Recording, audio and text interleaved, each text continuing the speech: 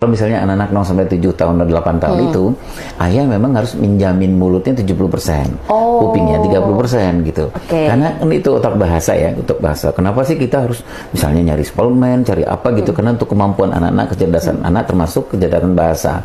Nah, ayah nggak boleh diam kecuali sakit gigi, gitu ya. Jadi memang ayah harus banyak setoran gitu ya. Makanya kalau lagi gendong bilang, waktu capek ya, lelah ya, gitu hal yang semacam itu. Kenapa? Karena anak-anak khususnya di usia 7 tahun, 8 tahun ke bawah itu dan dia lagi ngumpulin semacam reseptif vocabulary gitu Mbak Sesi. Jadi aku tak mau terlibat segala macam tipu menipu. Aku tak mau terlibat segala macam omong kosong. Aku mau wajar-wajar saja. Aku mau apa adanya. Aku tak mau mengingkari hati nurani. Aku tak mau terlibat persekutuan manipulasi. Aku tak mau terlibat pengingkaran keadilan. Mau jujur-jujur saja, bicara apa adanya. Aku tak mau mengingkari hati nurani. Ini menurut pendapat gue ya, satu hal yang orang sering lupa dalam sebuah hubungan adalah bagaimana membuat pasanganmu merasa dibutuhkan. Jadi kalau seorang istri masih minta duit sama suaminya, suaminya mesti bersyukur. Kenapa? Karena artinya istrinya masih mengandalkan suaminya, membutuhkan suaminya. Misalkan hal sederhana aja. Misalkan suami pengen dimasakin sama istri.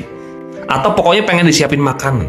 Bukan karena dia nggak bisa masak sendiri atau nggak bisa beli sendiri, bukan. Tapi karena dia juga butuh kehangatan dari seorang istri. Perhatian dari seorang istri. Justru kita harus khawatir ketika pasangan kita terlalu mandiri. Ketika seorang istri nggak minta lagi duit sama seorang suami. Ketika seorang suami nggak minta dimasakin lagi, nggak minta dibikinin kopi lagi. Di situ sebenarnya kita mesti khawatir. Karena inti dari pasangan itu adalah saling membutuhkan.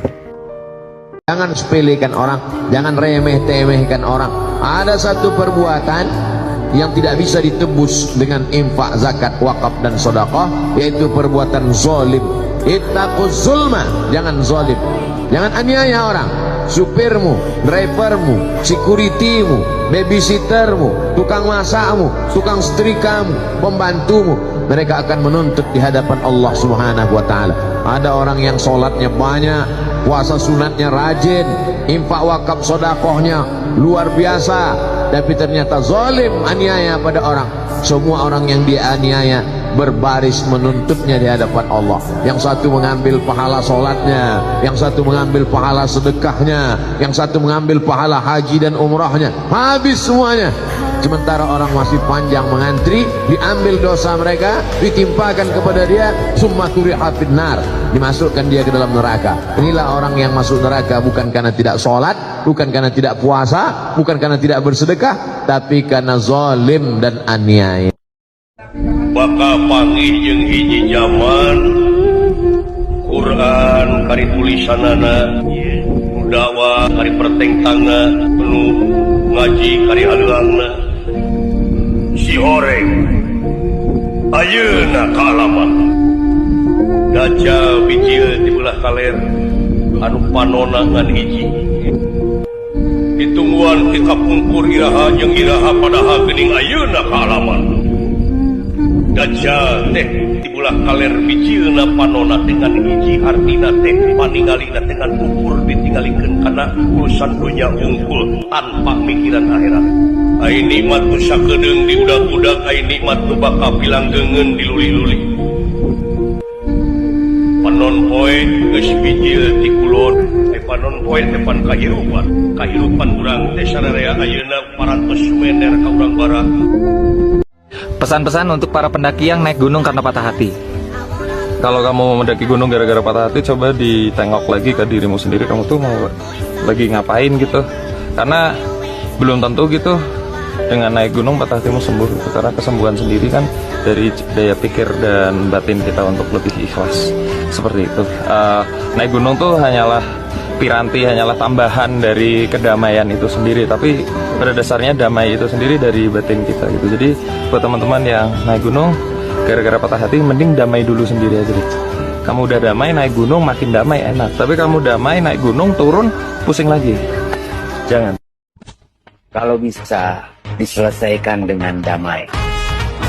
Selesaikan dengan damai. Kalau harus perang, jangan sampai kalah. Setiap orang itu memandang dengan pikirannya masing-masing. Orang yang senang dengan kita, dia tidak akan pernah memandang dengan pandangan yang buruk. Tapi orang yang benci dengan kita, dia akan mencemooh terhadap kita. Biarkan orang lain dengan pikirannya masing-masing. Doraka kasalaki mah boro-boro di akhirat, di dunia keneh oge tos di kontanan. Matak dina nyarios tong dugi ka ngaluhuran salaki, komo wani nyentak. Ulahnya pirakeun dugi ka ngarendahkeun kana pagawean atawa penghasilan salaki. Gede leutikna lain tolak ukur jang kahirupan mewah, lain teu hayangeun salaki teh. Da sakitu mampuhna syukuri anu diikhtiaran ku salaki. Lain sabaraha jumlahna, tapi sakumaha barokahna nu dihasilkeun pikeun anak pamajikanana. Sanajan pagawean salaki urang teu matak beunghar, tapi Allah mah teu weleh nyukupan. Buktina raga dibere sehat, beteung anak pamajikan kaeusian, awakna kabaju. Sendiri itu indah, berdua juga indah, bertiga indah juga, berempat tetap indah. Nikmati setiap episode kehidupanmu yang gak akan kamu temukan lagi ketika episode sudah berganti.